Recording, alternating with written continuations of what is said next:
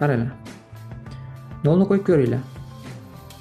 Mahraj 0 bo'lyapti, lekin surati 0 bo'lmayapti. To'g'rimi? Nima degani bu? Limit Nolga chiqmayapti.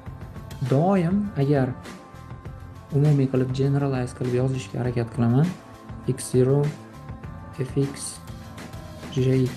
Misol uchun bironta son chiqadigan bo'lsa, agar 0 ni qo'yganingizda mahraj 0 bo'lib qolsa, surat ham majbur 0 bo'lishi kerak. Yoki 0 ni qo'yganingizda surati 0 bo'lib qoldi, lekin mahraji 0 bo'lmadi, majburan 0 ga tenglaysiz uni ham. Tushunarli-a? Ya'ni ikkita shart qo'yasizlar. f0 0 bo'lishi kerak, g0 0 bo'lishi kerak.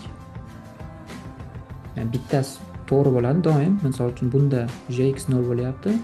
Endi suratini ham 0 mana buni qo'yib turib 0 ga tenglab qo'yishim kerak. Tushunarli-a?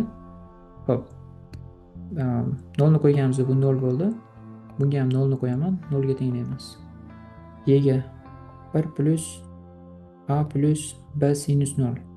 0 bo'lib ketadi. 0 bo'lishi kerak.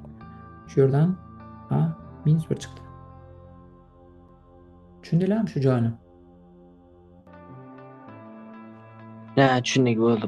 B ham sinus bilan yo'q bo'lib ketadi. Aha. Endi qaytadan yozib olamiz limitni. Limit x 0 ga intilganda a ni topdik. A ni qo'yib turib yozaman.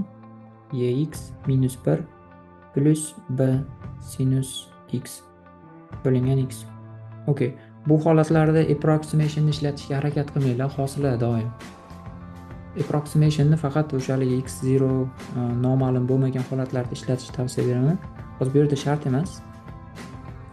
0 ni qo'yib ko'rsanglar 0 taqsim 0 to'g'rimi? Endi hosil olamiz. 0 taqsim 0 bo'lgani uchun.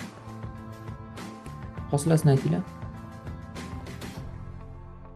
Buni qiymati berilgan -1 ga teng edi. Oxiri shunga tenglaymiz. Nima bo'ladi? 1 yx minus yx minus cosinus x b minus cosinus. yo'q, sinus x ni hosilasi cosinus x ku. Plyusdan-da. Plus cosinus x bo'ladi. Mana bu 1 ni hosilasi 0 bo'lib ketdi. Endi 0 ni qo'yib ko'ring. 1 plus b. Limit qiymati necha edi? -1 edi. Mana berilgan. -1 ga tenglaymiz. b teng -2. a teng -1.